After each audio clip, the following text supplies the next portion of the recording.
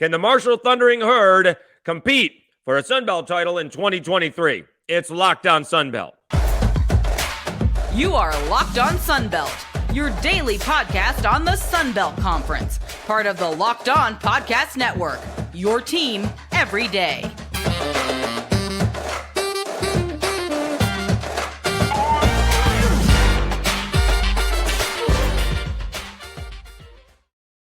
Welcome back to another edition of Locked On Sun Belt, your team every day. I'm your host, Dave Schultz. We'll be joined shortly from the guys from ThunderCast, the Marshall Thundering Herd podcast, KD and Russ. We will talk about Marshall football, who should be the Sun Belt Player of the Year in basketball, and about the Sun Belt Conference Tournament. Today's episode of Locked On Sun Belt is brought to you by FanDuel Sportsbook, the official sportsbook of Locked On. Make every moment more. Visit FanDuel.com/LockedOn today to get started. Hey, let's talk a little Marshall Thundering Herd, a little football, a little basketball with KD and Russ. Let's bring them on in here to Locked On Sun Belt. Guys, appreciate your time. What was it like this past season with Charles Huff and the Marshall Thundering Herd? They had a roller coaster season to begin with, and then obviously ended up on a high note. Yeah, Russ, if you don't mind, I'm going to hop in and take off. Russ and I talked about it quite a bit. It was I guess you could call it a little bit of a ho-hum season, 3-3 to start out. They made the big quarterback change, and that seemed to be the catalyst of how things changed, really. It was a big blow going into the season with star running back Rasheen Ali going down before week 1, so we thought, uh-oh. And then all that happens is Kalen Laburn turns in one of the best performances by a Marshall running back ever to really lift that herd to a 9-win season. It was awesome to watch in real time. It was great to watch these dudes develop and evolve. This defense was just fierce, man. They were a lot of fun to watch, and I know Russ and I enjoyed really every minute of it. Russ, was there a line coach that left? Was it right after beating Notre Dame? Wasn't that a problem? All of a sudden they beat Notre Dame and they missing a line coach and they stumbled after that. Yeah, our coach Huff, talked about that on our podcast a little bit. We asked that very question, how big of an impact that was. And he said, it was an impact. It was not the definitive impact, but that's tough to deal with. Some of these people looked at him like a father figure. They were recruited by him, that sort of thing. So anytime you lose a coach in the middle of the week, in the middle of the season, it's got to be an impact. They regrouped later on. The quarterback change kind of helped that offensive line solidify. And at the end of the year, they were just as big a part of the success of our football team than any other position. Let's get back to Rasheen Ali, because I met him at Sunbelt Media Days. Like you said, all of a sudden he just wasn't playing, and it had gotten around, I guess. It didn't really matter why, although at first it was thought to be a mental health break, but it ends up actually he was injured. Yeah, so he was just very private about it. The family was very private about it, and he didn't really say why, but he had to have surgery, and he was recovering. And because he did not say, and Marshall could not, due to HIPAA laws, say why, it was just a lot of speculation by fans and media all around, and he just privately wanted to handle it his way, but he had an injury at a practice right before the season started, and that just caused chaos everywhere. I mean, you lose a player like Rasheen Ali, what do? Well, luckily we had Kalen Laburn right there. Right. KD, what was the how much injection did he have at the end of the year? Because you head into November and guys are falling off. They've been practicing and playing for 3 months, and all of a sudden basically Marshall gets their best player back from the year before. Yeah, you get a guy back that leads the country in touchdowns from the season before, and all of a sudden, Marshall gets the weapons that we had been talking about. Man, how unbelievably lethal would it be to have a Rasheen Ali, Kalen Laburn backfield with the mobility of Cam Fancher, and we got to see it finally. And I think an injection of excitement is putting it mildly, because we saw what we had hoped to see out of Rasheen Ali, that he was back. There was no denying that. He just brings something different to the game. He plays in just a way that you can't help but love to watch. So to get him back for the final 3 games, including that bowl game, was huge. And of course, the biggest part out of all that is, well, you only played 3 games, not 4 or 5. So he still got one in the pocket if he chooses to remain in Huntington for that extra year. It is Locked On Sunbelt, your team every day. We're talking Marshall Thundering Herd with the guys from ThunderCast, KD, and Russ. All right, let's talk about one of the games that I happened to watch, and it really could have put Marshall in a tailspin. They lost a tough ball game to the Louisiana Raging Cajuns on a call. They actually get a stop, and they commit a foolish penalty, rushing the punter over the center. So they got called for that penalty, and then the game was over because I think the Cajuns capitalized on that and got a touchdown, and Marshall's offense couldn't get anything going after that. How did Marshall respond from that one? Because it could have gone in the other direction instead of the way it did. Yeah, it was that game that Henry Colombi got injured with concussion protocols, and it happened on the final play-ish.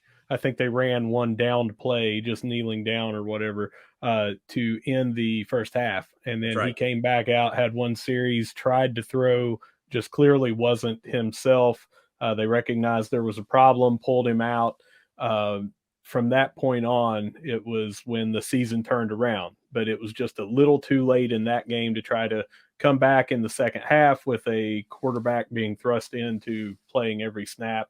And that after that, though, that's when we went down to James Madison, won that game on the road, and then reeled off all except for that bad start at Coastal. We played flawless the rest of the year almost.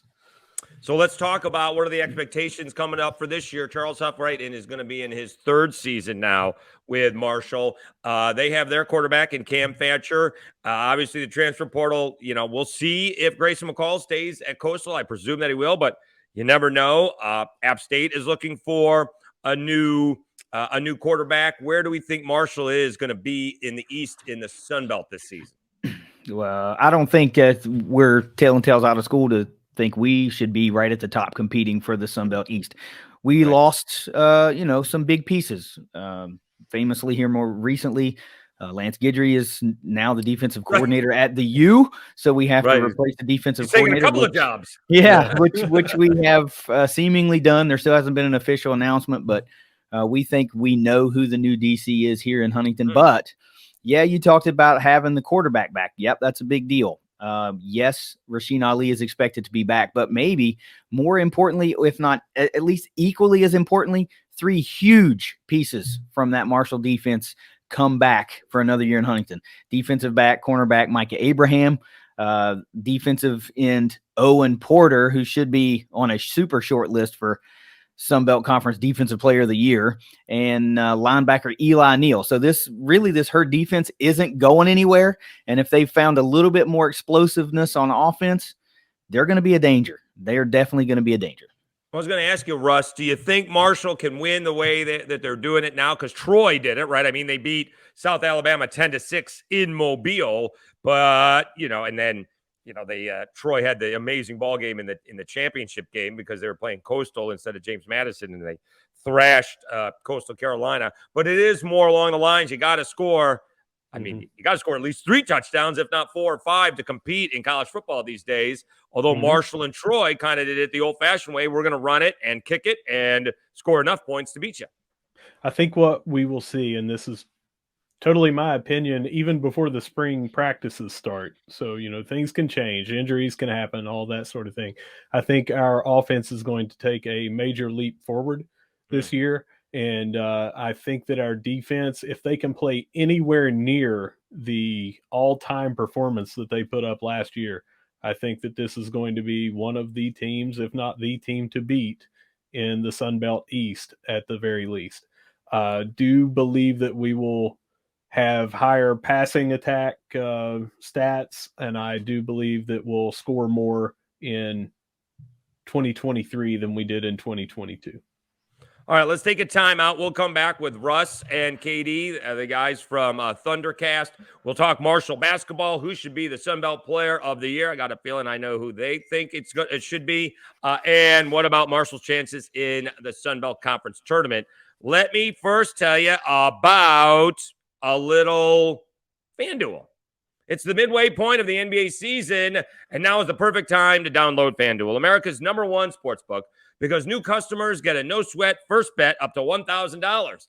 That's bonus bets back if your first bet doesn't win. Just download the FanDuel Sportsbook app. It's safe, secure, and super easy to use. Then you can bet on everything from the money line to point scores and threes drained. Plus, FanDuel even lets you combine your bets for a chance at a bigger payout with a same-game parlay. So don't miss the chance to get your no-sweat first bet up to $1,000 in bonus bets when you go to FanDuel.com/LockedOn. That's FanDuel.com/LockedOn to learn more.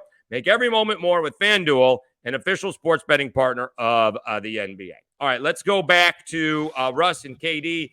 There seems to be, from ThunderCast, I should say, there seems to be 5 legitimate Player of the Year candidates.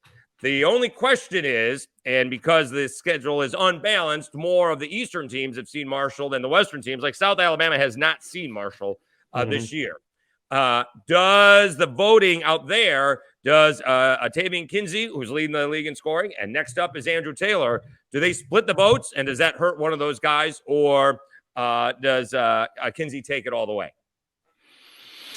I think it very well could, because just of what you said, if people are unfamiliar, and most of us are guilty, we're not able to watch every single Sunbelt game every night that they play, every Thursday and every Saturday.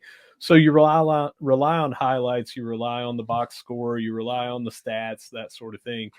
Obviously, we are very familiar with our team and our guys. I think it would be unfortunate for any player to not get the accolades they deserve just based on teams not getting to play because of an unbalanced schedule, and therefore voters are not privy to watching them. Right.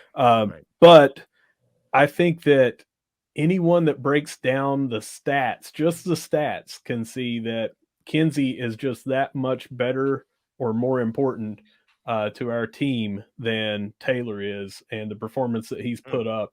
I think that splitting votes would be unfortunate, and that is not to take away anything from Andy Taylor. That just tells me how good Taevion Kinsey is. Well, I'll talk about Kinsey here in a second here, because I can make the argument that Isaiah Moore is just as important to South Alabama as Jordan Brown is to the Cajuns, as Kinsey is to the Thundering Herd. But KD, he plays all the time. He does not come out of a ball game. He's played 40 minutes the last 3 ball games, and I think after the tough loss to ULM in double overtime, played 50 minutes. In the next game, he played 33. The man has played out of 5 ball games, he's sat on the bench for 3 minutes. It's incredible. Yeah. He's unbelievably vital to the success of Marshall basketball and what head coach Dan D'Antoni wants to do. He's one of those special type players that just thrives in that system. And you're right, he leads the conference in minutes per game, 37 point whatever it is, 7 minutes per game. He just doesn't come off the floor, but he also just doesn't get tired, because it's not like late in games he's falling off. At times he's taking over, so I think it speaks to the greatness of Taevion Kinsey. And to Russ's point, it would be a real shame for him to split votes with Andy Taylor. And we don't want to take anything away from Andy. Andy's great. I mean, great. But to me, it speaks to how great Kinsey is, having a player like Taylor on the team with you. They go 1 and 2 in the conference in scoring points per game. So to be able to put numbers up and not have to do it all yourself. And he's a distributor, right? He's also number 2 in the league in assists. I mean, they go 2 and 3 in the league in assists. So it's not just about scoring; it's about distribution and being that guy in that offense. He's just a phenomenal player. Yeah, Russ, up until about 2 weeks ago, I really thought Jordan Brown was going to win it. But for some reason, I don't know if he's gotten tired or foul trouble or whatever it is, but he struggled in the last few games after having back-to-back big ball games. I think one was against Marshall. And then they lost. He had a big ball game, but lost against Southern Miss. But again, if you just do the top 5 scorers in the league, all of them have a say on who could be player of the year. Kinsey, Taylor, Isaiah Moore, Crowley, and Jordan Brown could easily all be player of the year because of how important they are to their squads. To revisit the minutes per game, Dave, real quick, the top 3 are the Marshall guards in our backcourt. Right. with number 1 being Kinsey, number 2 being Taylor, and number 3 being Camden Kerfman. And they come out of the games usually when earlier in the year, a couple of out of conference games that they were blowout wins. They brought them out of the game. Otherwise, they are nearly all playing 40 minutes. And it's just crazy to see.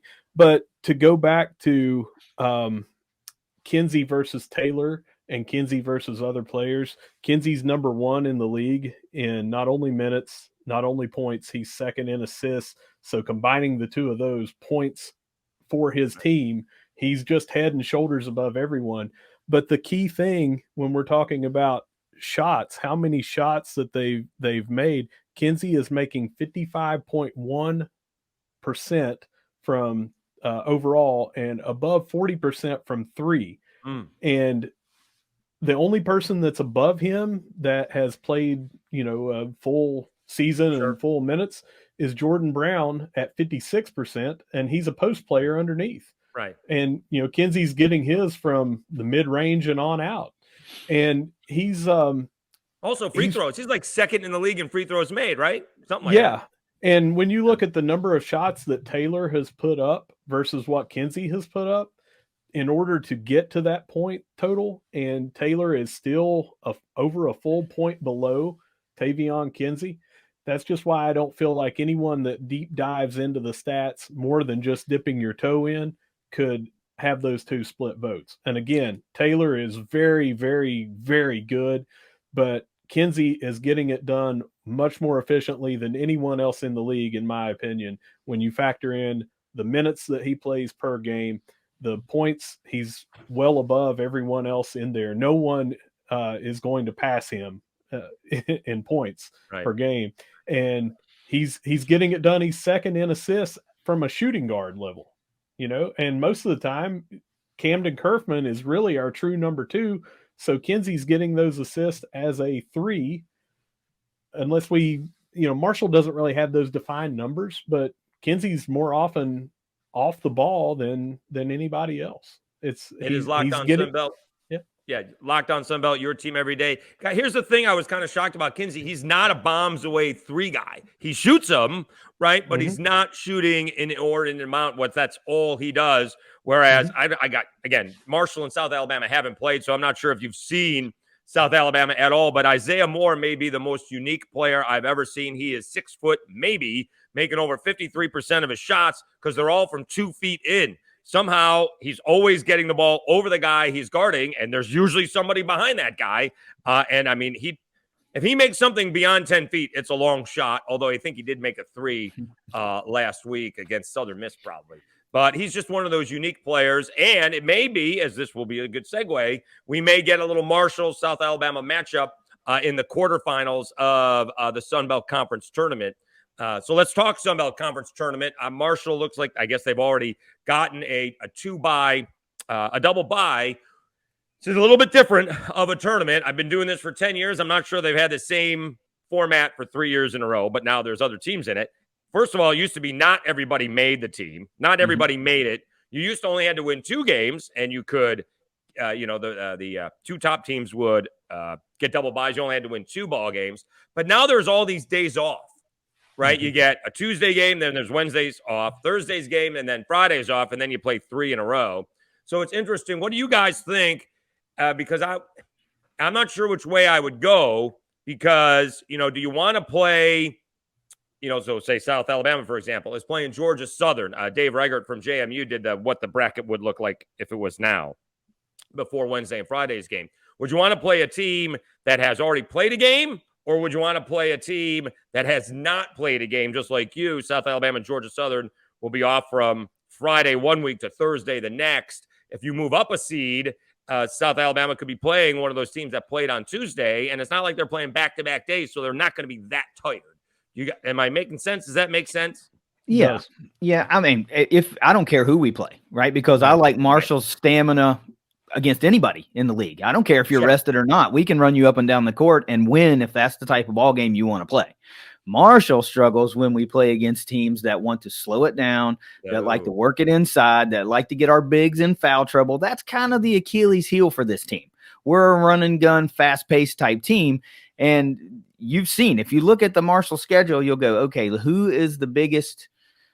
Like, I can't believe these two teams gave them fits. And it was Georgia Southern twice. We won in a thriller in Huntington just last week, and people would think, well, that shouldn't be that way, but they don't match up well against the Herd. So when I saw this preliminary bracket, and there they are on our side of the bracket, I thought, great, something needs to happen. They need to fall, or we need to rise, or something. But I would like to avoid them just because of the matchup. But if you want to get into a run and gun type ball game, a fast paced ball game, I'll go toe to toe with anybody in the league. Really, I think we can.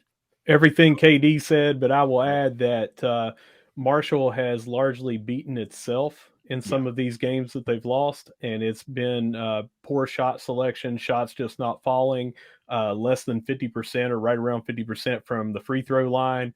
And sometimes I'm posting out some of these halftime stats or the end of the game stats, and we've gotten beaten on the boards by 21 due to foul trouble of our bigs. We've hit 53% of our free throws, missing like 15 of them, all of that sort of thing. And we have a 6-point loss.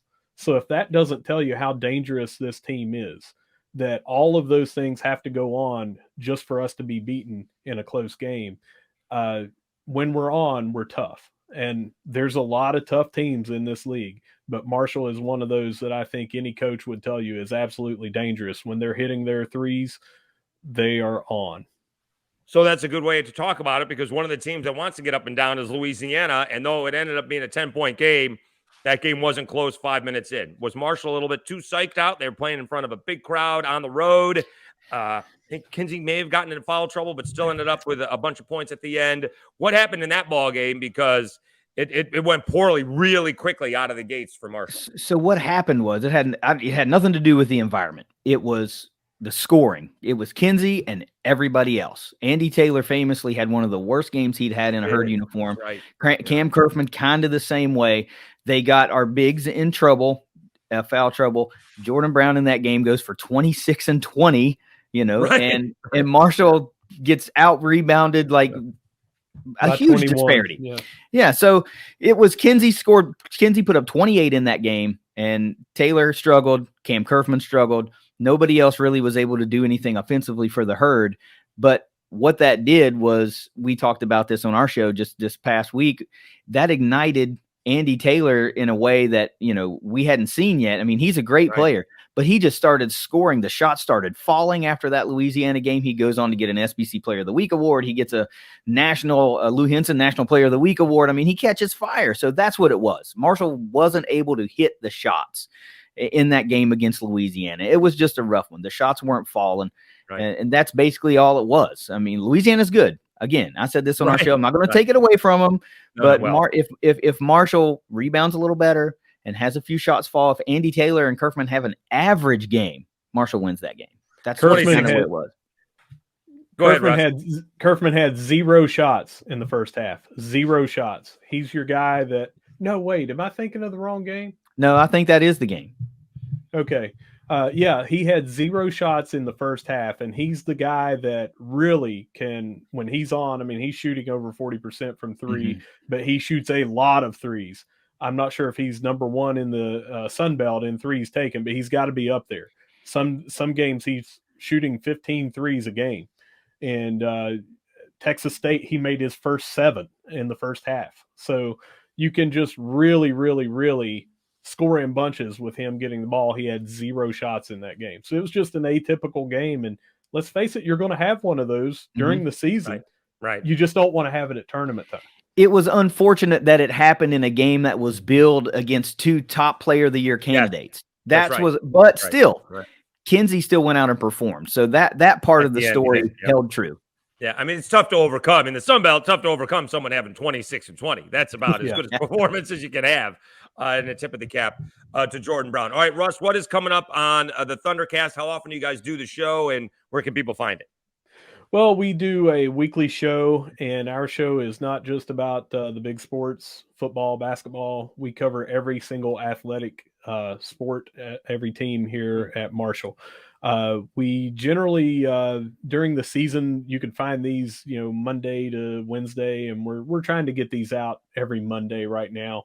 But you can find us at ThunderCast_pod for us on Twitter, and it will have all of our links to our YouTube channel if you want to watch it in video, and we're on every single platform for audio streaming that you can: Spotify, Google, Apple, TuneIn, all of those. So if you just go over to find us on Twitter, that'd be the best way. We have everything right there.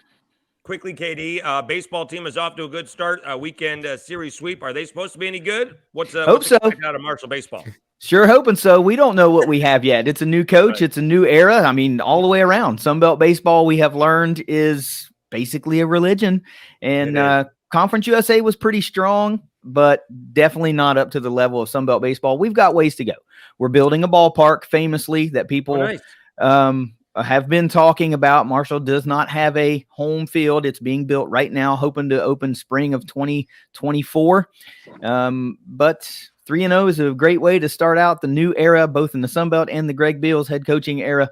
So we're pumped for it. We're excited to see the trajectory of this team. Let's hope we can just be a little bit more competitive in the Sunbelt. So then let the rest of us know, is this going to be a big ballpark to help out the pitchers, or is Huntington in the mountains? Is the ball going to carry? Because that's going to be an issue for some of the pitchers. It's right on the river. On the river. Okay. It's right on the river, and Huntington is situated on the border.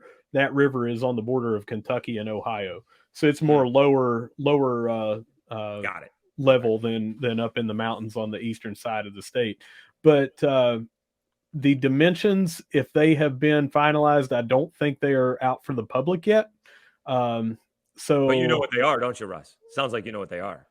They haven't been put out for the public yet. Don't not know what they are. But I would say that would be something that Marshall wants to release and put out there as part of this. So I wouldn't even begin to speculate, Dave, on what those dimensions are. Well, I'm speculating that you know what the dimensions are, but you're holding back. I can appreciate that. He's Russ. He's KD. They're ThunderCast. Really appreciate your time for helping on Locked On Sunbelt. Hope you guys aren't coming to the Sunbelt Conference Tournament down here in Pensacola. I'd love to have you. There's no snow in Pensacola, just to let you know. Wish I could. I'll be at a work annual sales meeting for the first part of that, and I've got 3 kids at home, and I can't leave the wife for that important of a weekend to fly down to that. No, and even though it's only a 6-hour drive for me, I'm just outside of Tampa, so there's no snow here either. But no, I won't be able to make it either. We're planning our events for the spring and trying to get some things together. So we'll have some news coming out about that on the ThunderCast. And Dave, I'm going to take this opportunity to say, if you're ever in Huntington to catch a game or whatever, we have a huge tailgate. If you're in for football season, you'll always be welcome. Come by and see us. We'll get your belly full. We'll get you something good to drink, and we'll go have a great time at a Herd football game.